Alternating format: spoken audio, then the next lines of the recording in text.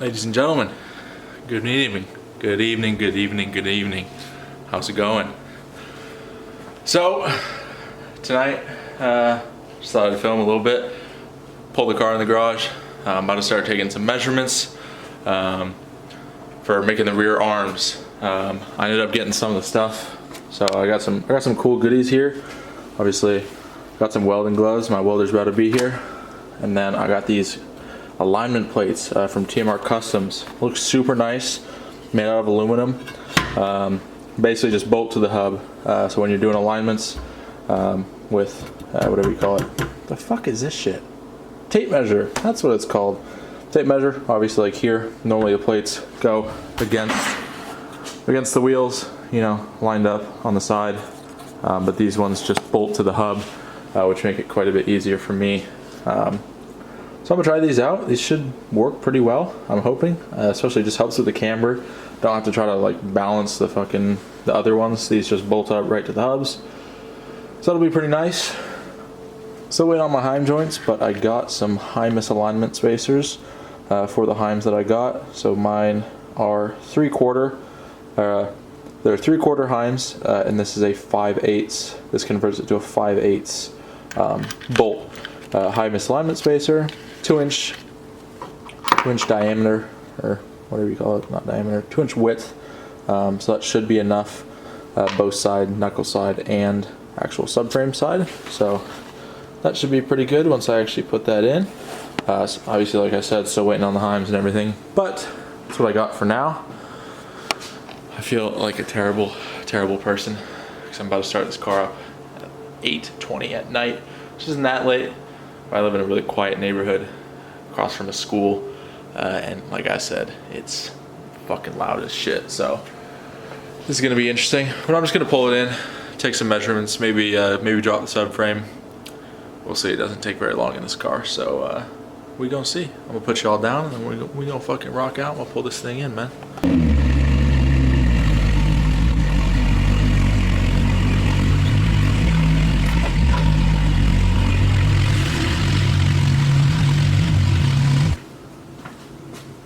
Jesus fucking Christ, man. Time to get this stupid ass thing in the air. It's actually pretty easy to do. Rear bumper off, front bumper off, off the front frame rail and the rear subframe mount, and it's just easy to do. So just showing you guys what I'm talking about in the rear here. This right here. Jesus, that's right. This is my subframe mount. That's what I jacked the rear off of. So nice and easy.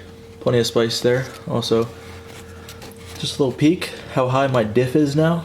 Before it was literally touching the ground. Now there's probably 1.5 inches under it, something like that. You can still tell it's pretty scraped through, but it's actually still decent. Obviously, cells right here. But yeah, this is what I go off in the rear. You can see some of the bullshit up in here. Axle angles definitely not great. Looks like I blew a boot, most likely. Yeah, but all good. I'm gonna be fixing some of that now. And about halfway through, I have to go to the front and take the front bumper off, which I forgot to do this time. But the front bumper does start hitting the ground very early, so I have to take the front off, jack the rear up. Habba-dabba-doo.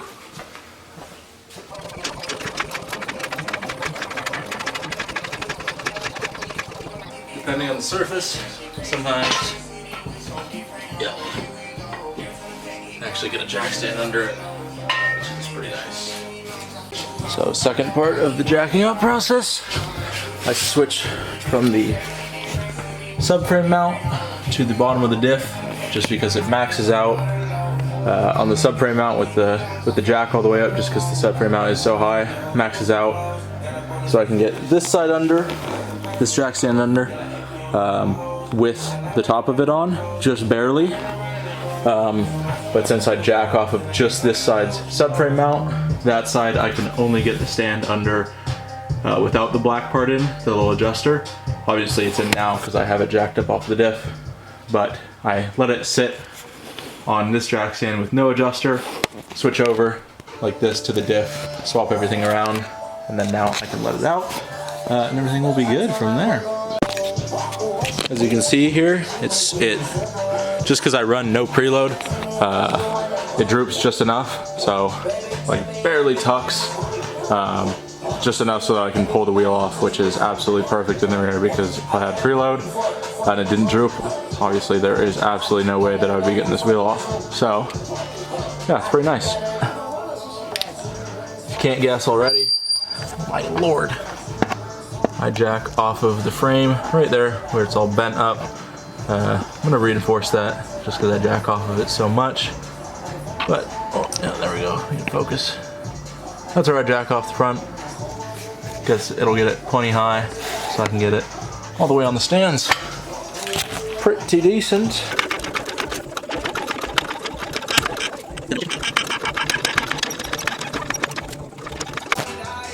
There we go.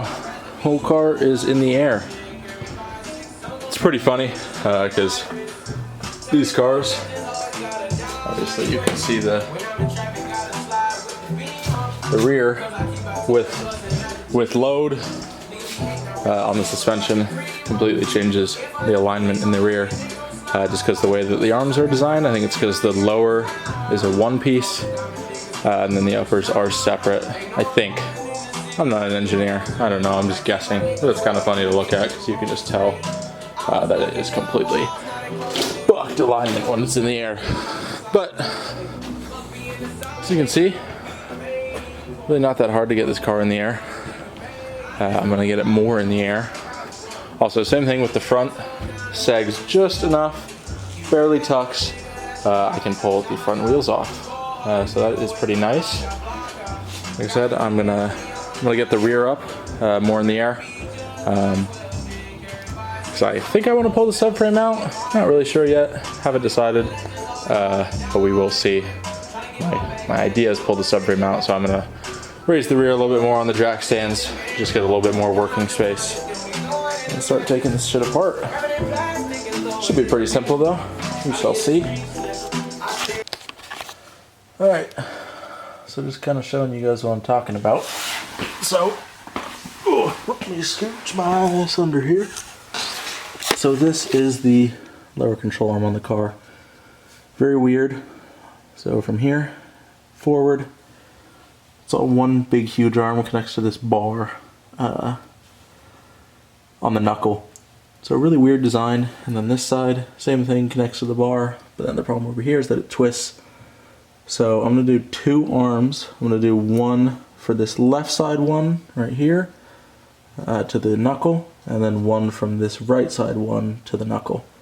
But what I'm gonna have to account for is obviously the bend. So I'm gonna do heim joints on both sides, do a bend, and just make it two separate arms. But this is the arm that I want to pull off, just because I feel like it's gonna be really awkward. Sorry about the lighting, by the way. I only have this little Milwaukee thing, which is nice, but it just doesn't distribute the light very well. But yeah, it's just gonna make it awkward. But I think I'm just gonna pull the whole subframe out and deal with it later. I know that I said I was gonna do it the opposite way, but pulling the subframe just seems easier. All it really is gonna be is the coilover bolts on the top, subframe mounts, and the drive shaft. That's really all that's connected. Oh, and the brake lines. But I might just leave the calipers dangling because I really hate bleeding the brakes on this car and it just makes a complete mess. So I think that's what I'm going to do. I'm just going to leave the calipers on the car. So yeah. This drive shaft is so easy to take off. Just 6 bolts. I'm just literally gonna say that I left them not that tight. I guess I lied. What the fuck happened?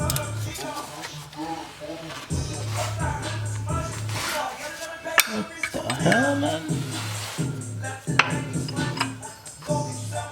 Oh, let's go the wrong way. Don't mind that. No way. All 6 drive shaft bolts without putting it in neutral. That's actually a blessing. I didn't think I could do it. Bushings are absolutely cooked on these things because they're at such an angle. So it's freaking funny. Let's see how they actually look when I get them out of the car. I broke it loose. Not gonna lie, both of those probably should have been a little bit tighter. So that's great, but all good. All right, ladies and gentlemen, realistically, got most of the shit disconnected. Brake line or brakes, calipers are off. Coilover bolts are off. We'll see if I can slide it out with the coilovers where they are. Probably won't be able to. Probably gonna be a waste of time. Probably gonna end up fucking it up. Drive shaft is mostly disconnected. That's really it. Now I'm just gonna take out the subframe bolts and go from there.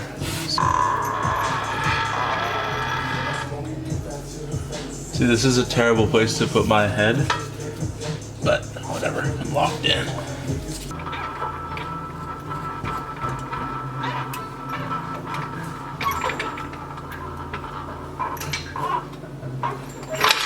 Oh my god.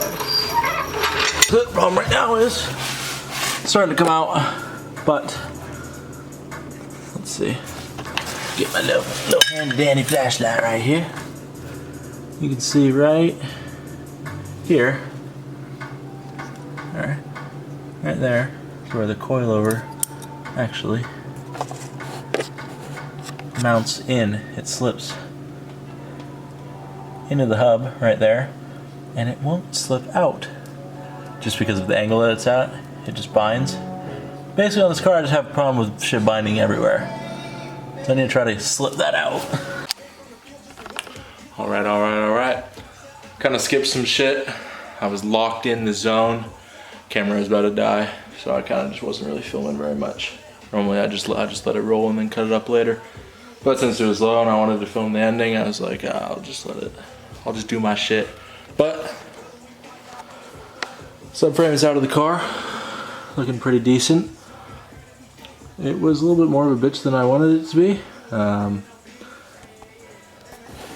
Fucking had to thread the coilovers off. I'll get to that in a second. There's some shit with that that needs to be explained. But subframe is out of the car. It's over here, side of the car. Got it on my little jack stand setup like I normally do.